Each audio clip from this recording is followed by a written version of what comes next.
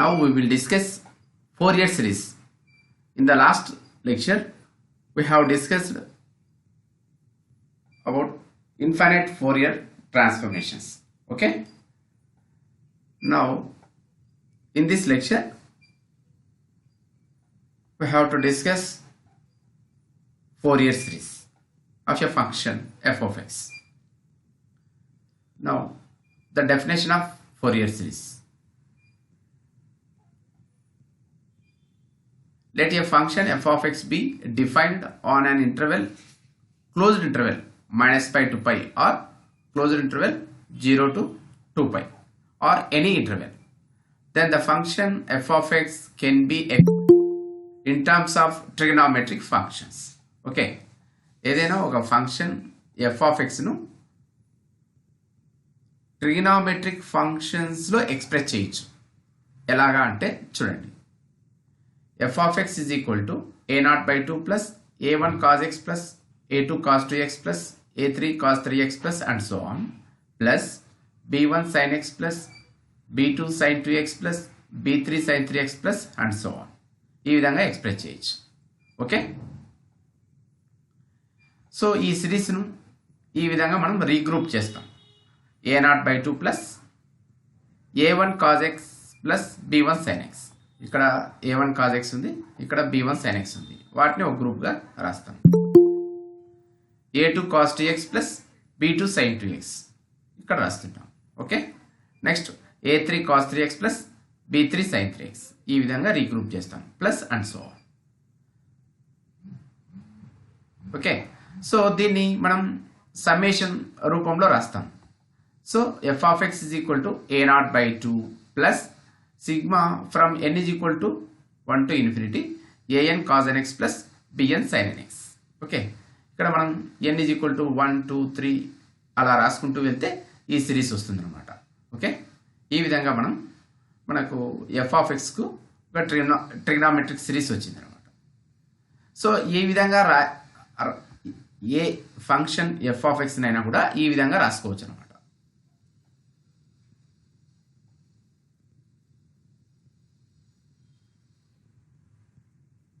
Okay, this is very important.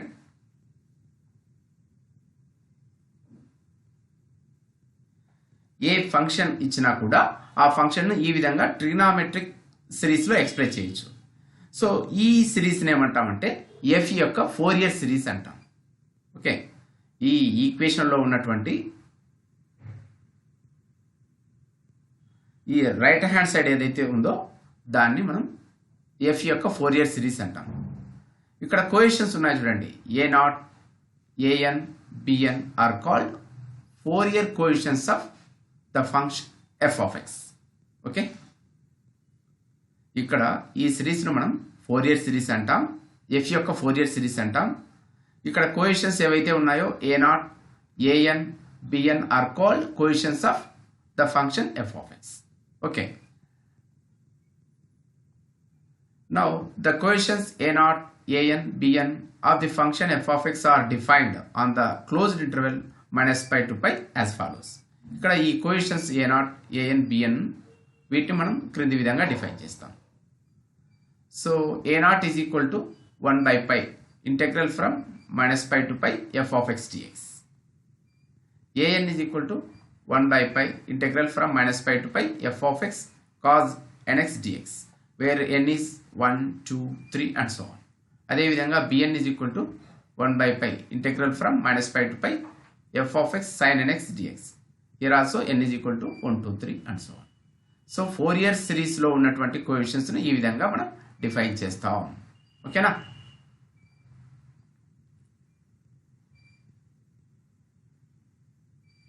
Of course ఇక్కడ f is defined minus pi to pi. Okay, the function f is defined in the closed interval minus pi to pi. ఆ విధంగా define చేసినప్పుడు a0 bn an bn వీటిని ఈ విధంగా రాసుకుంటాం. If the function f is defined on the closed interval 0 to 2 pi. Then what are the values of Fourier coefficients a0, an, bn? In this case, a0 is equal to 1 by pi integral from 0 to 2 pi f of x dx. an is equal to 1 by pi integral from 0 to 2 pi f of x cos nx dx, where n is equal to 1 to 3. And bn is equal to 1 by pi integral from 0 to 2 pi f of x sin nx dx. Here also n is equal to 1 to 3 and so on. Okay, ఎప్పుడైతే f అనేది close interval 0 to 2 pi లో define అయితే అప్పుడు Fourier coefficients ను ఈ విధంగా define చేస్తాం. Okay, now ఈ ఫోరియర్ సిరీస్ కానీ ఈ ఫోరియర్ ట్రాన్స్ఫర్మేషన్స్ లో మనం ఈవెన్ ఫంక్షన్ అంటే ఆడ్ ఫంక్షన్ వీటి గురించి ఎక్కువగా వస్తూ ఉంటాయి కాబట్టి వాటికి సంబంధించిన డెఫినేషన్స్ ఒకసారి చూద్దాం. Even function, A function f is said to be even function if f of minus x is equal to f of x. జనరల్గా మీరు ఈ లోయర్ క్లాసెస్లోనే వీటి గురించి డిస్కస్ చేసి ఉంటారు, మరోసారి రిమైండ్ చేసుకుందాం. When ever f of minus x is equal to f of x, then the function f is said to be even function. Okay,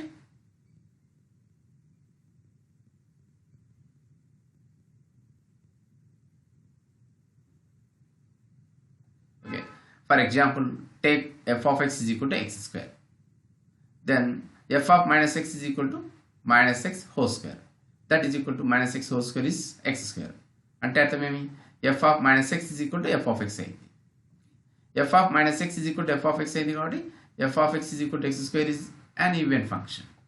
Okay. One more example. f of x is equal to cos nx. Then f of minus x is equal to cos n of minus x, that is equal to cos minus nx, that is equal to cos nx. అంతే కదా, మనకు we know that cos minus theta is equal to cos theta. Okay, cos minus theta is equal to cos theta. So దీని ప్రకారం రాస్తే cos minus nx is equal to cos nx. So ఏమైంది, f of minus x is equal to f of x, and hence the function f of x is equal to cos nx is an even function. Okay,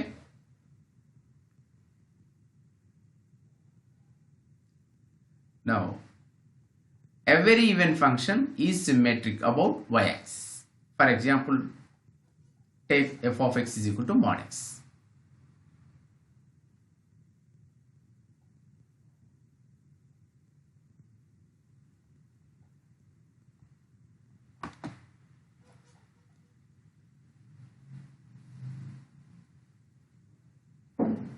okay, ఇక్కడ మనం every even function is symmetric about y axis అన్నాం కదా, దాన్ని ఒక example ద్వారా explain చేస్తాం.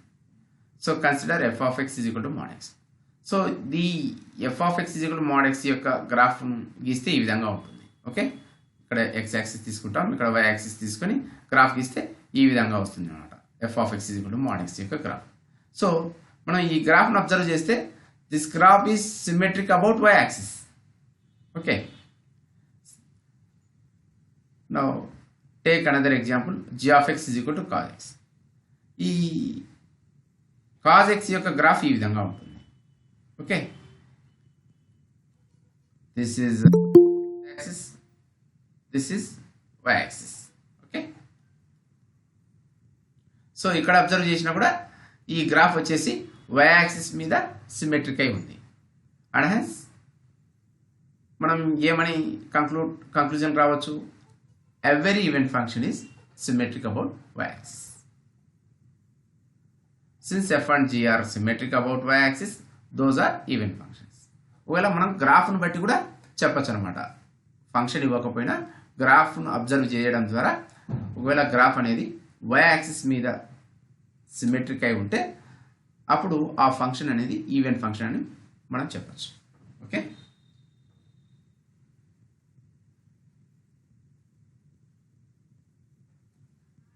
now odd function. a function f is said to be an odd function if f of minus x is equal to minus f of x.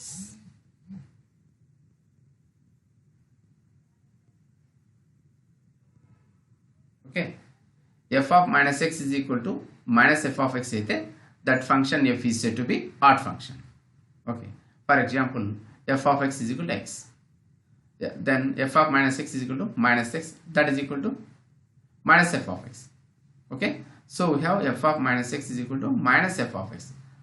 Therefore, f is an odd function. Now take one more example. F of x is equal to sin x. Then f of minus x is equal to sin of minus x. That is equal to minus sin x. So minus sin x కాబట్టి that is equal to minus f of x. ఇక్కడ s of minus x is equal to minus sin x. మీరు గుర్తుపెట్టుకోవాలి. ఇక్కడ కూడా sin minus theta is equal to minus sin theta. Okay, so ఈ formula ప్రకారం రాస్తే sin of minus x is equal to minus sin x అవుతుంది. So that is equal to minus f of x. That implies f of minus x is equal to minus f of x. Therefore, f is an odd function. So ఇప్పుడు మనం y is equal to x కు y is equal to sin x కు graph గీస్తే ఈ విధంగా ఉంటుంది అన్నమాట. చూడండి, y is equal to x is a line, a straight line graph. అదేవిధంగా y is equal to sin x కు గ్రాఫ్ ఈ విధంగా ఉంటుంది.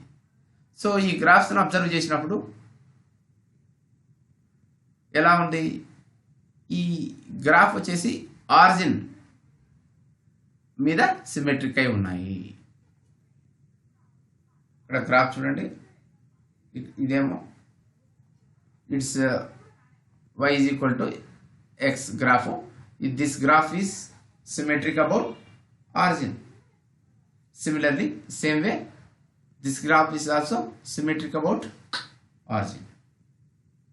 Okay, so we can say that మరి ఈ రెండు ఫంక్షన్స్ ఏమి y is equal to f of x కానీ y is equal to x కానీ y is equal to sin x కానీ odd functions కదా. So we can say that every odd function is symmetric about origin. Okay.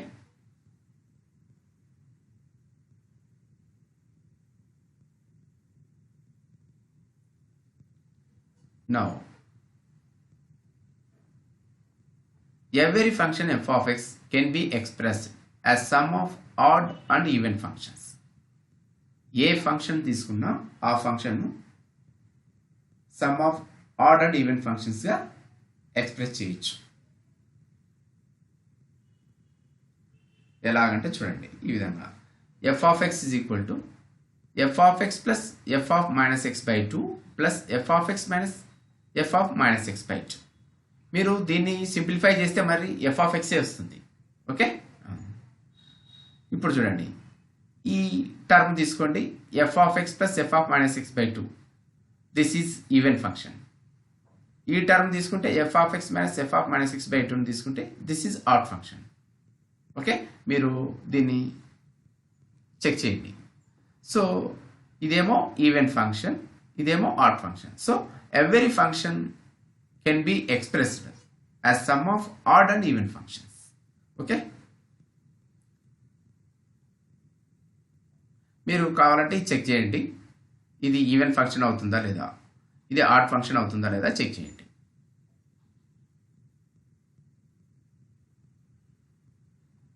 Some results to be remembered. మన జనరల్గా మనం definite ఇంటెగ్రల్లో ఈ results వస్తూ ఉంటాయి, ఈ రిజల్ట్స్ వచ్చింటాయి, వీటిని ఇక్కడ మనం రిమైండ్ చేసుకుంటున్నాం. ఓకేనా, ఒకసారి అబ్జర్వ్ చేయండి. ఇవి మనం ప్రాబ్లమ్స్ సాల్వ్ చేసేటప్పుడు ఈ రిజల్ట్స్ను వాడతాం. ఇక్కడ జనరల్గా ఈ రిజల్ట్, థర్డ్ రిజల్ట్ ఎక్కువగా వాడుతూ ఉంటాం.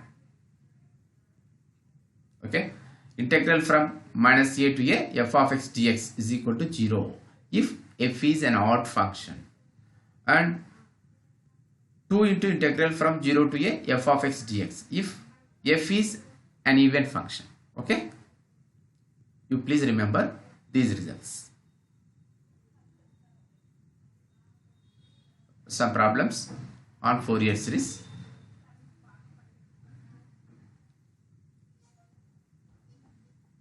Find the Fourier series of a function f of x is equal to x in the interval minus pi is less than x is less than pi, and deduce that pi by 4 is equal to 1 minus 1 by 3 plus 1 by 5 minus 1 by 7 plus and so on.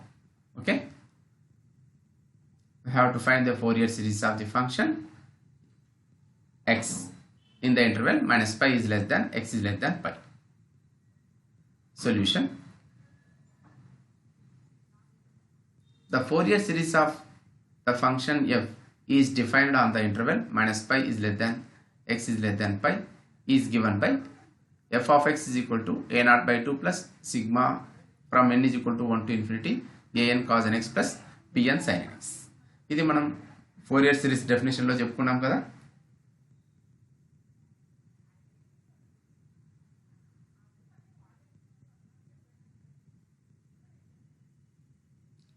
Okay, where a naught is equal to 1 by pi integral from minus pi to pi f of x dx, an is equal to 1 by pi integral minus pi to pi f of x cos n x dx, bn is equal to 1 by pi integral from minus pi to pi f of x sin n x dx. N stands for 1, 2, 3 and so on. Now we have to calculate these Fourier coefficients. Okay, now a naught is equal to 1 by pi integral minus pi to pi f of x dx కదా. f of x is equal to x, here x రాసాం, that is equal to 0. Direct గా 0 ని ఎలా రాస్తున్నాం? ఇక్కడ f of x is equal to x is an odd function. odd అయినప్పుడు చెప్పాను చూడండి, third result. So minus a to a integral from minus a to a f of x dx is equal to 0 if the function f is an odd function.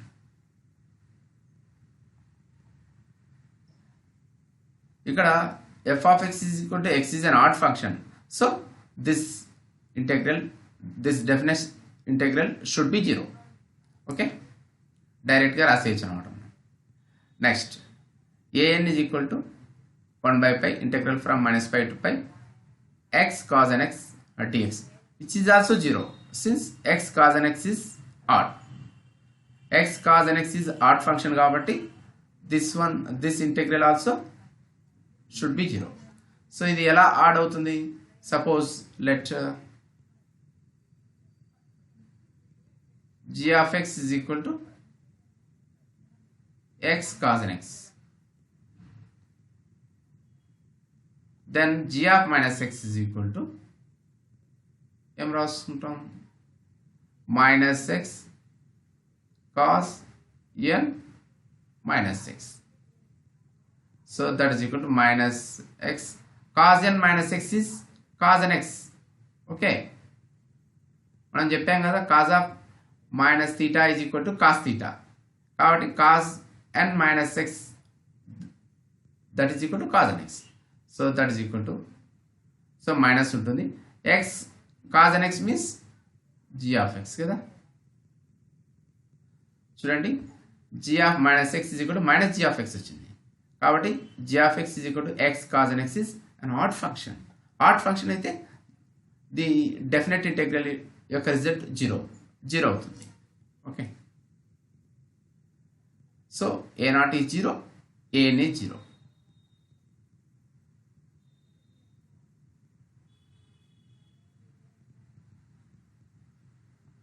Now bn is equal to 1 by pi integral from minus pi to pi x sin n x dx. Okay, so that is equal to, మనం 2 by pi integral from 0 to pi x sin n x dx అని రాసుకోవచ్చు. ఎందుకంటే x sin n x is an even function. Same way మనం ఈ విధంగా తీసుకొని observe చేస్తే x sin n x is an even function అని వస్తుంది. ఈవెన్ ఫంక్షన్ అయినప్పుడు రిజల్ట్ ఏమి? integral from minus a to a f of x dx is equal to 2 into integral from 0 to a f of x dx. if f is an even function, f even function అయినప్పుడు అప్పుడు మనం minus a to a కాస్త 0 to a అవుతుంది, ముందర 2తో multiply చేస్తాం.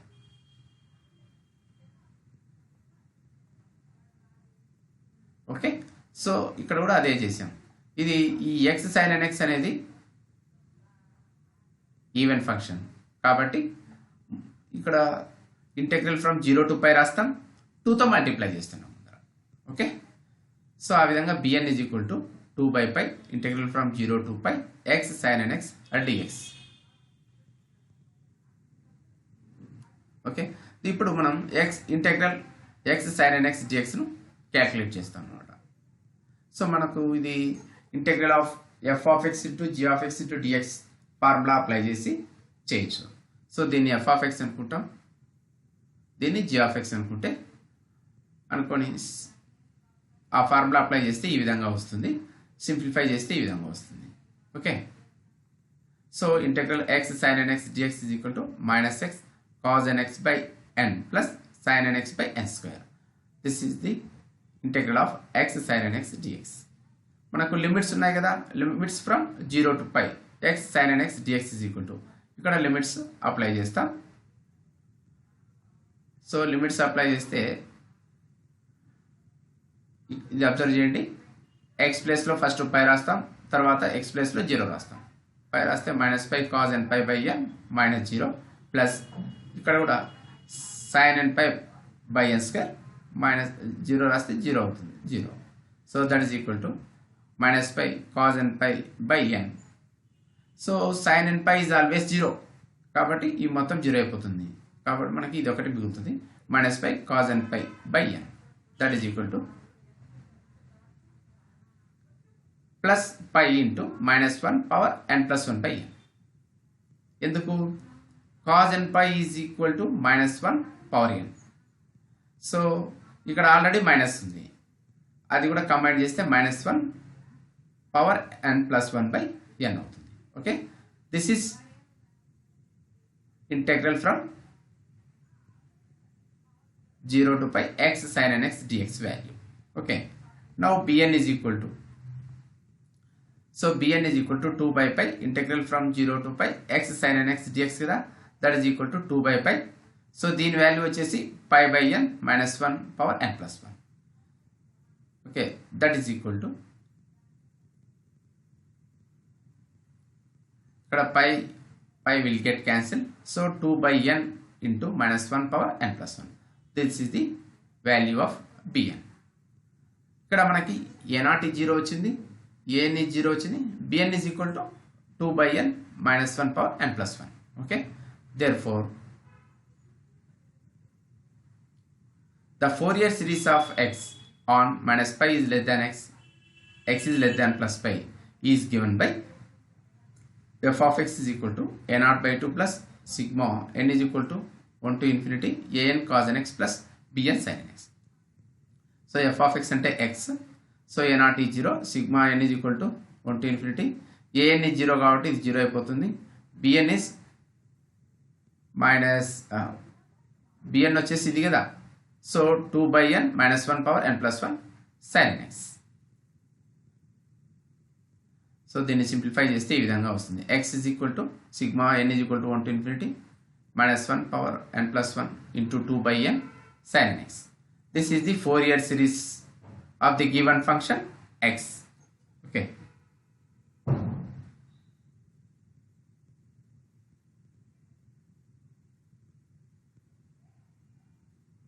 Okay, దీన్ని మనం x యొక్క ఫోరియర్ సిరీస్ అంటాం. Okay, now we have to deduce the series for π/4. So దానికోసం let x is equal to π/2. ఇక్కడ మనం x ప్లేస్లో π/2 రాస్తాం. So π/2 is equal to sigma n is equal to 1 to infinity -1 power n plus 1 into 2/n sin n π/2. That implies ఇక్కడ ఉన్న 2 ఇటు side తీసుకొస్తాం, π/4 అవుతుంది. So π/4 is equal to sigma n is equal to 1 to infinity -1 power n plus 1/n sin n π/2. ఇక్కడ ఇప్పుడు ఈ సిరీస్లో n is equal to 1 2 3 and so రాస్తూ వెళ్తాం. అప్పుడు ఏమవుతుంది, n ఈజ్ ఈక్వల్ టు 1 రాస్తే -1 పవర్ 2 అంటే +1 అవుతుంది by 1 sin π/2. Next n is equal to 2 రాస్తే -1 పవర్ 3 అంటే -1 అవుతుంది n ఈజ్ ఈక్వల్ టు 2 రాస్తే కింద 2 వస్తుంది. సైన్ 2π/2 అంటే sine π. Next plus n is equal to 3 రాస్తే -1 పవర్ 4 దట్ ఈస్ +1 కింద 3 వస్తుంది 1/3 sine 3π/2. Next n is equal to 4 రాస్తే -1 పవర్ 5 అవుతుంది అంటే -1/4 sine 2π. Next n is equal to 5 రాస్తే +1/5 sine 5π/2 minus and so on. Okay, దీనికి that is equal to 1 sine π/2 is 1, so 1 అవుతుంది. Next what is the value of sine π? Sine π is 0 కాబట్టి ఇది 0 అయిపోతుంది. Next 1/3 sine 3π/2 value ఏమి -1. Okay, so 1/3 into -1 is -1/3. Next -1/4 sin 2π value 0 plus 1/5 sin 5π/2 value 1, so minus and so on. దీన్ని simplify చేస్తే 1 -1/3 plus 1/4 -1/7 and so on వస్తుంది. This is the series for π/4.